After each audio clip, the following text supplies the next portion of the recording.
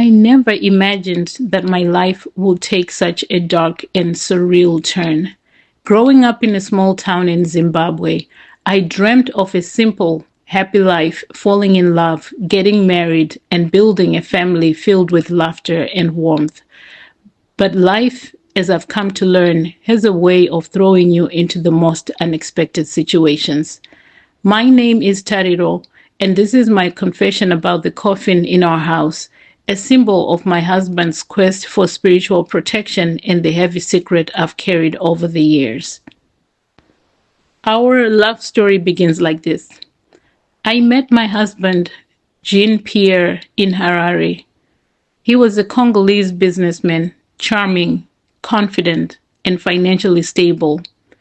He had a way of making me feel special, like I was the only woman in the room. Our courtship was a whirlwind of romance and excitement.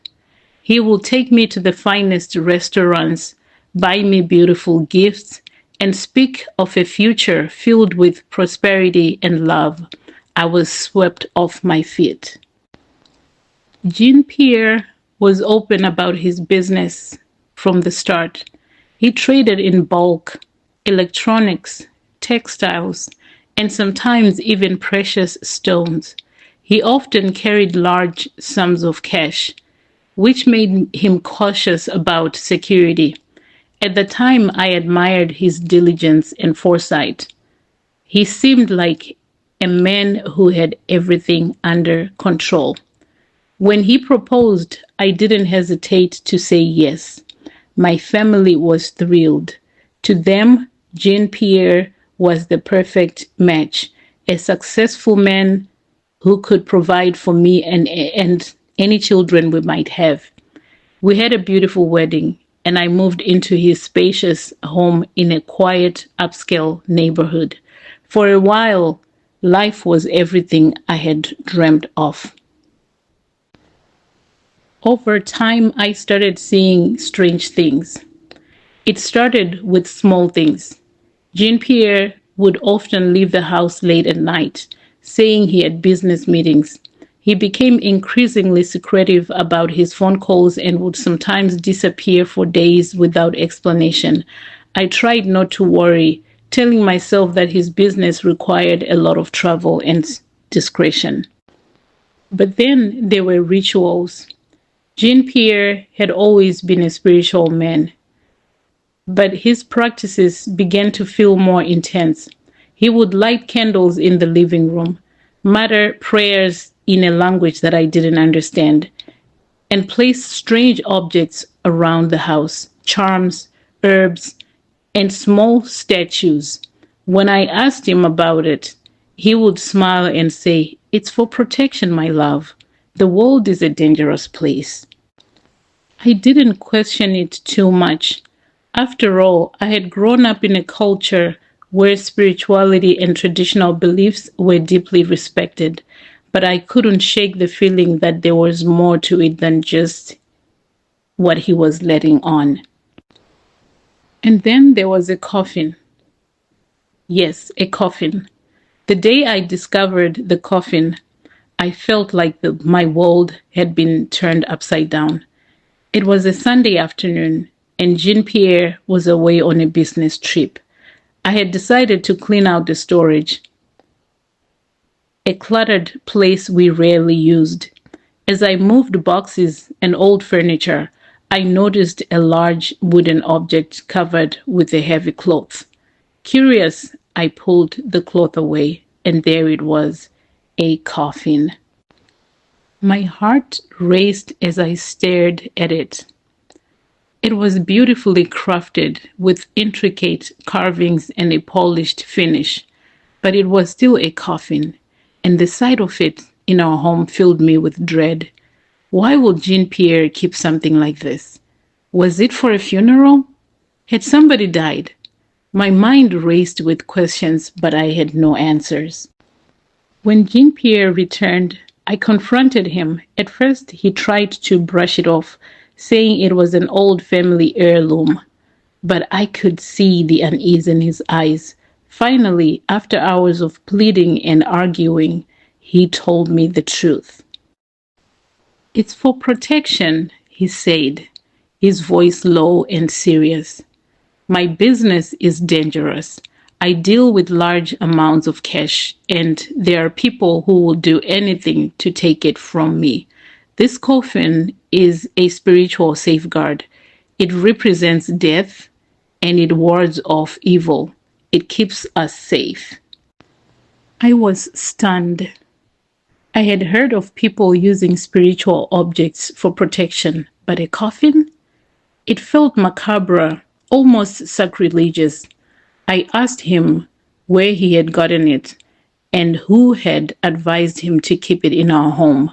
He refused to give me details, only saying that it was a powerful tool recommended by a trusted spiritual guide. You don't understand the world that I live in, Tariro, he said. This is not just about money. It's about survival. If you love me, you'll trust me. I didn't know what to do. Part of me wanted to believe Jean-Pierre, to trust that he was doing what was necessary to protect us. But another part of me was terrified. The coffin became a constant reminder of the darkness that loomed over our lives. I couldn't walk past the storage room without feeling a chill. I started having nightmares, visions of the coffin opening and something evil crawling out. I confided in my closest friend, but she didn't know what to say. Maybe it's just a cultural thing, she suggested. You know how some people are about spiritual protection? Her words offered a little comfort.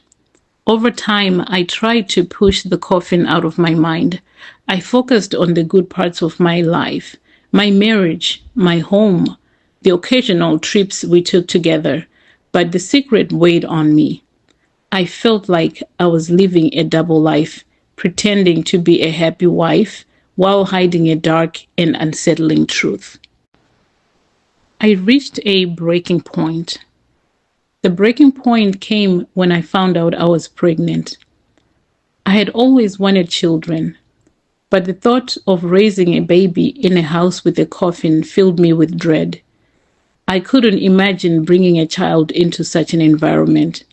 I tried to talk to Jean-Pierre about it, but he was adamant that the coffin was not negotiable. It's not just about us anymore, he said. We have to think about our child's safety. This coffin will protect us, all of us.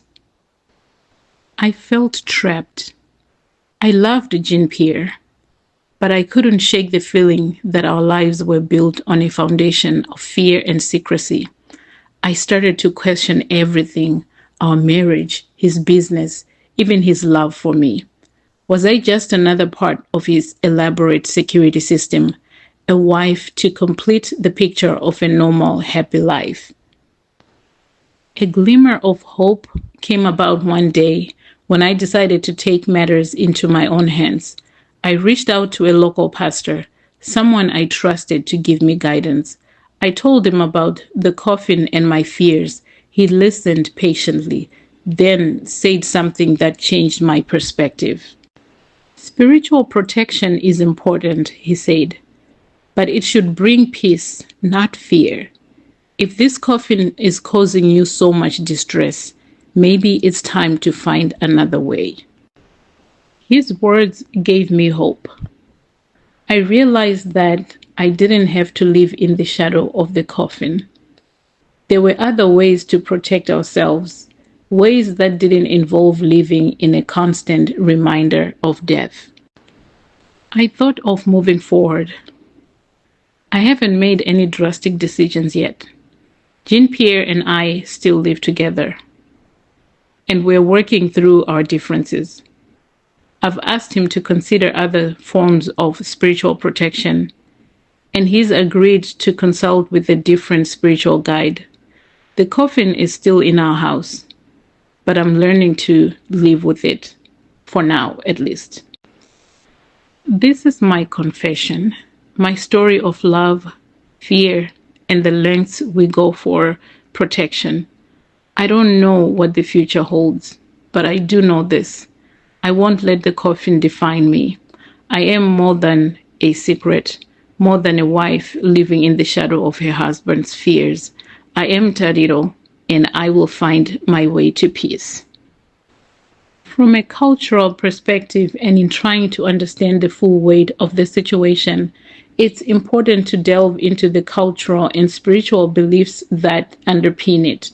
In many African cultures, including those in Zimbabwe and the Democratic Republic of Congo, spirituality is deeply intertwined with daily life. Ancestral worship, traditional healers, and spiritual protection are not uncommon. For Jean Pierre, the coffin likely represents a powerful symbol of death and rebirth, a way to ward off evil spirits and protect his family and business. However, for me, raised in a Christian household with a more conservative approach to spirituality, the coffin feels alien and unsettling. It's a clash of worlds, a reminder that love and marriage often require navigating not just personal differences, but cultural ones as well. Living with this secret has taken an emotional toll on me. There are days when I feel like I'm suffocating under the weight of it all. I've started journaling as a way to process my thoughts and feelings. Writing has become my escape, a way to make sense of the chaos in my mind. I have started attending a support group for women in intercultural marriages. Hearing their stories has been both comforting and eye-opening. Many of them face similar challenges, navigating cultural differences, dealing with secrets, and finding a balance between love and self-preservation. As I look to the future, I'm filled with a mix of hope and uncertainty. I want to believe that Jean Pierre and I can find a way to move forward, to build a life that feels safe and secure without the need for a coffin in our home. But I also know that it will take time, patience, and a lot of difficult conversations. For now, I'm taking it one day at a time. I'm focusing on my pregnancy. I'm preparing for the arrival of our child. I'm also working on myself, on finding my voice, on standing up for what I believe in, and on creating a life that feels authentic and true to who I am. If there is one thing I've learned from this experience, it's that love is not always enough. Love can be complicated. Love can be messy and fraught with challenges, but it's also powerful. It's resilient and capable of overcoming even the darkest of obstacles.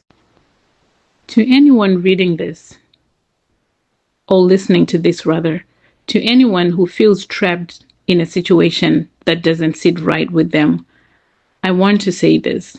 You are not alone. Your feelings are valid, and you deserve to live a life that brings you peace and happiness. It's okay to question, to seek help, and to make changes, even if they are difficult. This is a reminder that love and fear often walk hand in hand, and that the things we do to protect ourselves can sometimes become the very things that haunt us.